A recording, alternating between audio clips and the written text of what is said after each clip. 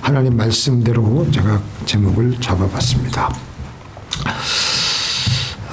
지금까지 우리는 오늘 우리가 읽은 말씀대로 심령이 가난한 자는 천국이 저희 것이며 또 애통하는 자는 저희가 하나님의 위로를 받을 것이요 그리고 온유한 자는 땅을 기업으로 받을 것이요 의에 줄이고 목마른 자는 복이 있나니 저희가 베풀을 것이며 네 단계를 거쳐왔습니다. 예수님께서는 이 네 가지를 통해서 행복하게 살아가는 길을 우리에게 제시하고 계신 것입니다. 그 첫째로 심령이 가난한 자는 복이 있나니 천국이 저희 것이며 별로 부족을 모르고 내가 다인 줄 알았던 사람이 내가 아무것도 아니로구나.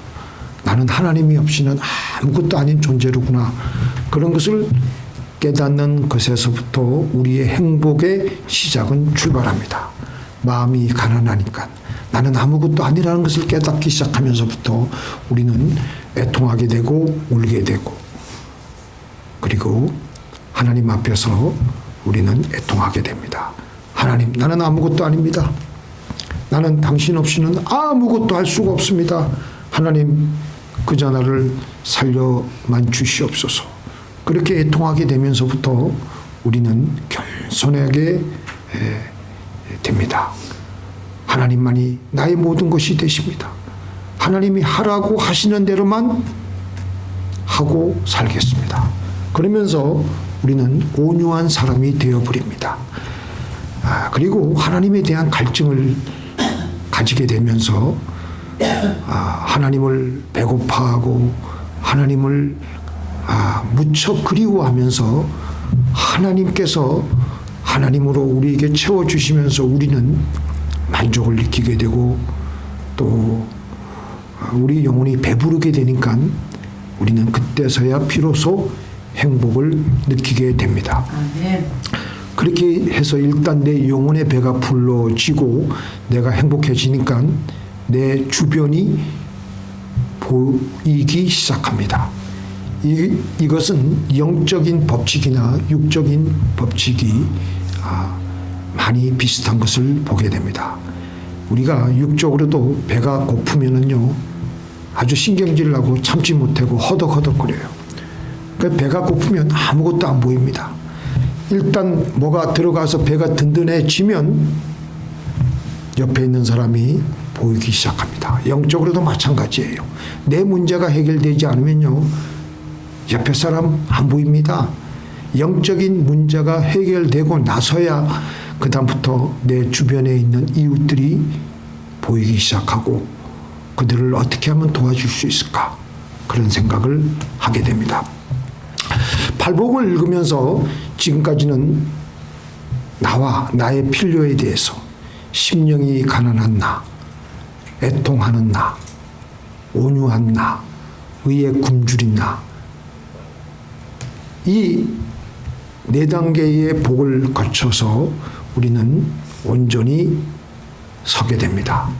이 네 단계는요, 네 단계 한 번만 거치면 되는 게 아니라 일생 동안 우리의 기도 생활을 통해서 반복적으로 계속해서 일어나게 됩니다. 또 섰는가 싶으면 어느새 또 약해져 가지고 넘어지고 시험 들어서 이리 깨지고 저리 깨지고 그래서 또 마음이 가난해지도록 하나님께 나와서 기도하고 때로는 금식도 하고 울고 애통해하면서 또 온유해지고 또 하나님께서 주신 은혜로 배가 불러서 또 힘을 얻어서 세상을 나가는 겁니다. 그런데 아직도 내가 다른 사람을 긍휼히 여기는 마음이 없다라고 생각이 들면 우리는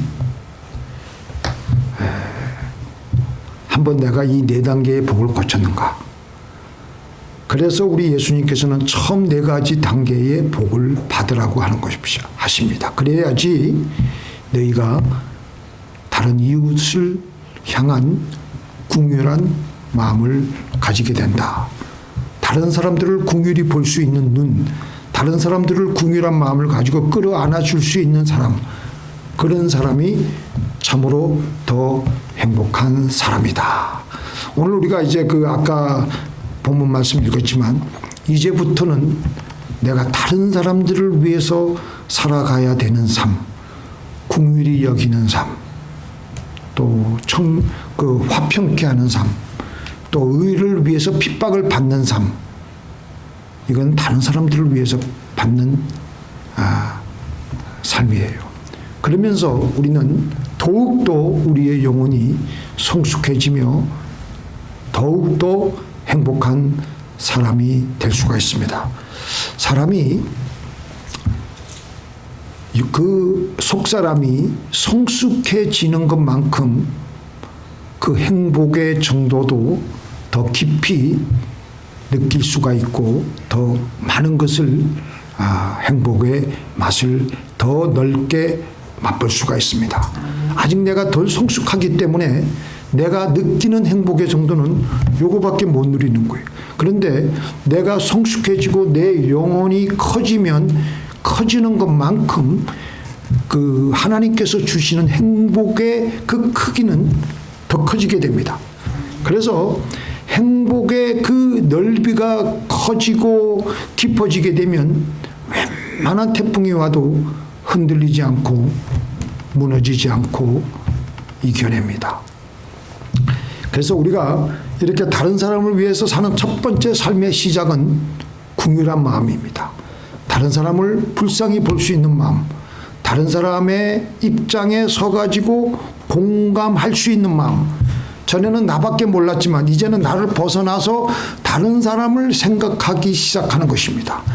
그래서 우리 속사람의 성숙하게 되는 중요한 전환점이 바로 긍휼하는 마음에서부터 시작이 됩니다. 평생 예수를 믿어도 나밖에 모르고 나의 행복, 나의 주장, 나의 생각밖에 모르고 포기할 줄 모른다면 아직도 어린아이의 신앙에 머물러 있는 것입니다. 더욱더 성숙하기 위해서, 그래서 더 깊은 행복을 누리기 위해서는 우리는 우리가 받은 긍휼을 이웃들에게 나누어 주는 것입니다. 그래서 우리 예수님께서는 긍휼히 여기는 자는 긍휼히 여김을 받을 것이라. 이것은 내가 무엇을 줄 수 있는 게 아니에요. 내 긍휼이 아니에요. 하나님이 나에게 주신 긍휼을 다시 그들에게 되돌려서 다른 사람에게 나눠주는 것입니다. 나는 다만 심부름을 할 뿐이에요. 하나님은 그냥 우리를 통해서 긍휼을 베푸시는 것입니다. 그래서 우리는 긍휼의 심부름꾼이에요. 그래서 그 긍휼의 심부름을 하려면 내가 먼저 하나님으로부터 긍휼을 받아야 됩니다. 그래서 우리는 나는 주님의 긍휼이 아니면 살 수 없습니다 하고 긍휼을 받아야 됩니다. 근데 우리는 이미 처음 4단계의 가정을 통해서 하나님의 긍휼을 흠뻑 받았습니다. 마음이 가난해짐으로 천국을 받았고요. 애통해짐으로 하나님의 위로를 받았고, 그러고서 우리는 놀랍도록 우리는 온유하게 되었고, 또 하나님을 목말라 할 때 하나님은 하나님으로 우리를 배를 채워주셨고요. 그래서 우리는 긍휼을 줄 수가 있는 거예요. 이렇게 하나님은 우리를 긍휼히 여기셔서 우리를 하나님으로 채워주셨고, 그래서 우리는 그 체험받은 하나님의 긍휼을 흘려보내어야 합니다. 흘려보내면 하나님은 다시 우리에게 이 긍휼을 우리에게 부어주십니다. 자, 그러면 이 우리가 이미 받은 긍휼을 누구에게 흘려보내야 되겠습니까? 첫 번째로 우리들은 그동안 살아온 삶을 통해서 저마다의 고통에서 하나님께서 각자 우리에게 주신 저마다의 하나님께서 주신 특별한 긍휼이 있습니다. 특별히 나와 비슷한 고통을 지나고 있는 사람들을 보면은 우리 각자는 그들을 특별히 더 긍휼히 여길 수가 있습니다.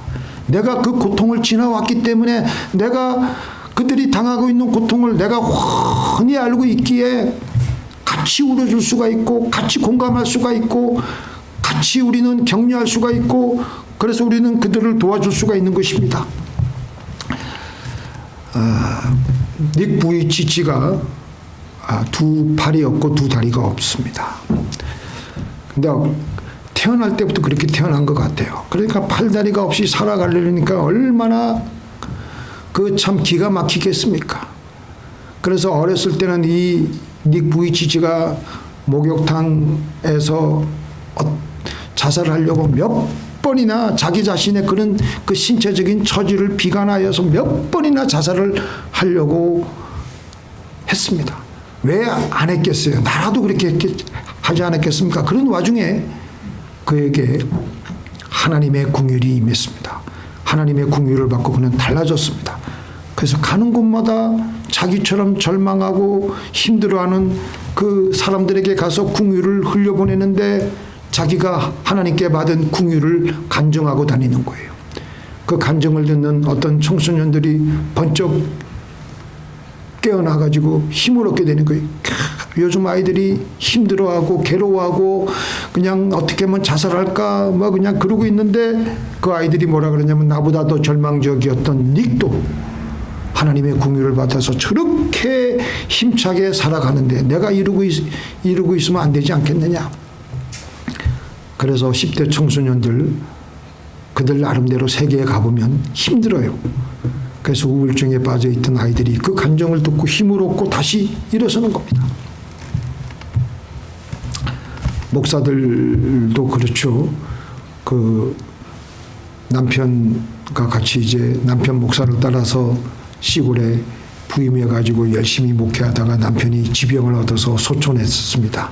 그러면 평신도들은 그걸 잘 모르지만 목사가 그렇게 소천하면요, 그 남은 목사 가족들은요, 참 천밥신세입니다. 당장 사택을 비워줘야 되고, 그래서 그 홀로 남은 사모, 홀사모라 그러죠. 홀사모가 이제 그 아이들을 데리고 나와서 그 가정을 이끌어야 되는 게 기가 막히고 절망적입니다.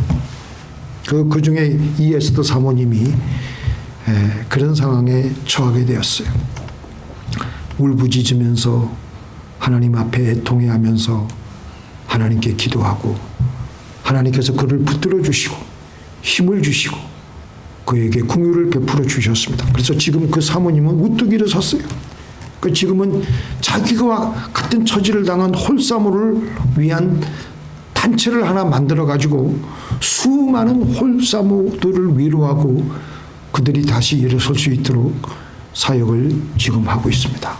과부가 과부 사정한다고 이렇게 홀사모들이 그동안 겪어왔던 자기네들만이 알고 있는, 다른 사람들은 그 얘기를 해도 못 알아들어요. 왜냐하면 그 사모라는 그 특수한 상황에 처해 보이지 않았기 때문에.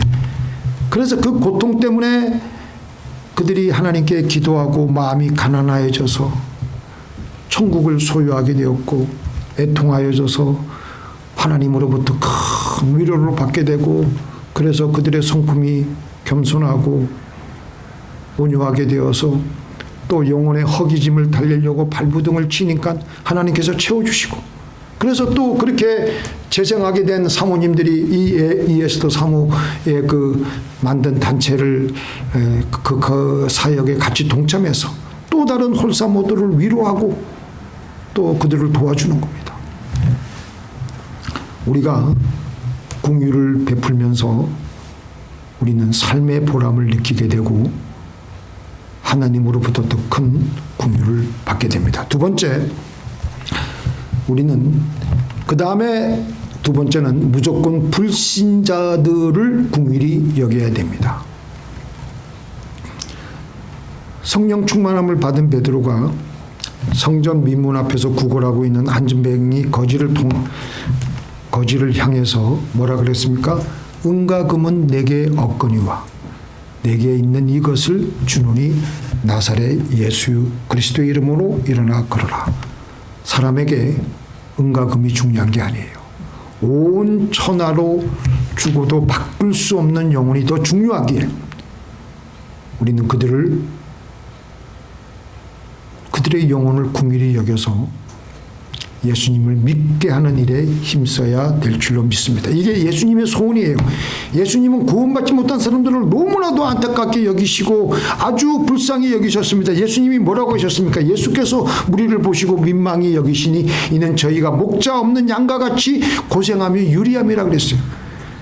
예수님은 세상에 있는 사람들을 볼 때 딱 한 가지로만 보셨어요. 그가 잘 살든지 못 살든지 귀하든지 그 천하든지 그런 거 상관하지 아니하시고 그 사람이 예수 믿느냐 없느냐 그것만 보시고 예수 안 믿는 사람들을 가장 불쌍히 여기셨어요. 하나님 없는 삶을 살아가는 사람들을 가장 불쌍히 여기셨어요. 그들을 예수님은 삶의 목자가 없어서 저들이 어디로 가야 될지 몰라서 뿔뿔이 흩어져서 이리 저리 헤매며 고생하고 살아간다고 말씀하셨습니다. 이것이 바로 예수님의 긍휼이에요. 세 번째, 우리는 약한 자들을 긍휼히 여겨야 됩니다.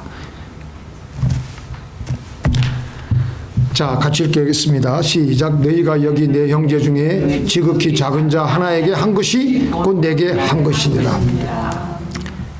약한 자들은요, 병든 사람, 가난한 사람, 도움이 필요한 사람들을 일컬어서 다 약한 자들입니다. 그런 사람들 많습니다. 그런 사람들 또 뭐가 있습니까? 그 예수님은 고통 중에 있는 자들을 특별히 긍휼히 여기셨어요. 병든 자, 장애인, 세상에서 버림받고 천대받은 죄인들, 사고당해가지고 지금 올 때 갈 데 없는 자, 이런 어려운 사람들을 주님은 불쌍히 여기셨고 그들과 함께 우셨습니다. 때로는 측은히 여기셨고 안타깝게 여기셨고. 그래서 예수님의 이 마음에는요, 긍휼로 가득 차 있었습니다. 이 긍휼이라는 게 뭐냐? 이렇게 불교에서는 이걸 자비라 그러는데 우리 성경에도 자비가 나오죠. 긍휼이란 말은 다른 사람들 입장에 서가지고 이해하는 거예요. 그의 생각, 그의 감정, 그의 처지와 형편 속에 동참하면서 사랑을 나누는 것을 긍휼이라고 합니다. 그래서 그 아픔과 고통을 함께 느끼는 거예요. 그래서 이렇게 긍휼히 여기는 자는 긍휼히 여김을 받는다고 하였습니다. 자, 우리 한번 말씀 읽어볼까요? 다시 한번. 시작. 인자는 자기의 영혼을 이롭게 하고 잔인한 자는 자기의 몸을 해롭게 하느니라. 그러니까 긍휼을 늘 남에게 베풀고 남을 불쌍히 여기는 사람은요, 그 영혼이 편안해. 그러나 잔인하게 국물 한 방울 없고 긍휼함이 없으면 그 건강에도 해가 되고 피곤하고 영혼도 어두워집니다. 자, 결론적으로 오늘 말씀드리겠습니다. 물은, 시냇가의 물은요, 흘러 들어오고 흘러 나갑니다. 계속해서 물이 흘러 들어오고 물이 흘러 나갑니다. 그래야지 그 시냇가는 썩지를 않고 강 좌우에 생명 실가가 울창하게 열리고 물고기가 번성하게 됩니다. 우리도 하나님의 긍휼을 이미 받았습니다. 그러니까 그 긍휼을 받았는데 그 긍휼을 다른 사람들에게 또 흘려보낼 때 다시 우리에게는 하나님의 긍휼의 물줄기가 흘러 들어오게 되므로 우리 영혼에는 이끼가 끼지 않고 생명으로 신선해지며 번성하게 되는 것입니다. 여러분들 잘 한번 생각해 보세요. 긍휼히 여기는 자는 긍휼히 여김을 받을 것이라. 이 말씀 속에 담겨져 있는 하나님의 말씀이 또 뭐가 있을까요? 우리는 언제나 긍휼을 받았다고 해서 또 긍휼을 안 받는 게 아니에요. 계속해서 받아야 돼요. 우리가 긍휼히 남에게 긍휼을 베풀었잖아요. 긍휼히 여겼잖아요. 그럼 우리 안에 있는 긍휼의 에너지가 빠져나가. 그럼 우리는 빈 공간이 되잖아. 그러면 또 새로운 긍휼을 하나님으로부터 받아야 됩니다. 단 한순간도 하나님의 긍휼의 물줄기가 끊겨지면 우리는 제대로 살아갈 수가 없습니다. 그래서 지금 우리는 우리에게 있는 긍휼을 흘려보내어야 합니다. 흘려보내고 또 새로운 긍휼이 다시 우리에게 흘러 들어와야 됩니다. 그래야지 우리는 우리의 영혼은 언제나 신선하고 풍성해짐을 우리는 느끼게 되는 것입니다. 근데 오늘 이 말씀을 보면요, 우리가 기도할 때 이 네 가지의 과정이 정확하게 이 내 앞에 있는 네 단계가 우리의 기도의 네 단계예요. 매일매일 기도의 분량을 정해놓고 여러분들 1시간이면 1시간, 30분이면 30분, 2시간이면 2시간 그렇게 기도를 정해놓고 기도하잖아요. 이 기도 시간은요, 이 네 가지 앞에 네 가지 단계를 늘 반복해서 오가는 과정을 거치게 됩니다. 우리가 시간을 놓고 기도하면서 우리가 처음에 기도할 때 어떻게 기도합니까?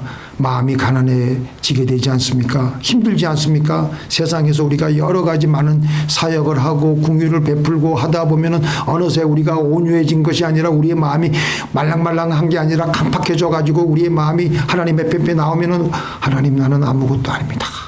그러면서 마음이 가난해지게 되므로 천국의 영향권 안에 들어가게 되고 또 애통하게 되고 또 하나님의 위로가 임하게 되고 그러면서 또 우리의 영혼이 말랑말랑해지면서 온유해지게 되고 또 의에 줄이고 목마르게 되면서 하나님으로 가득 채워지게 되므로 영혼이 든든해지게 되므로 다시 세상으로 나가서 우리는 다른 사람을 긍휼히 여길 수 있게 되는 겁니다.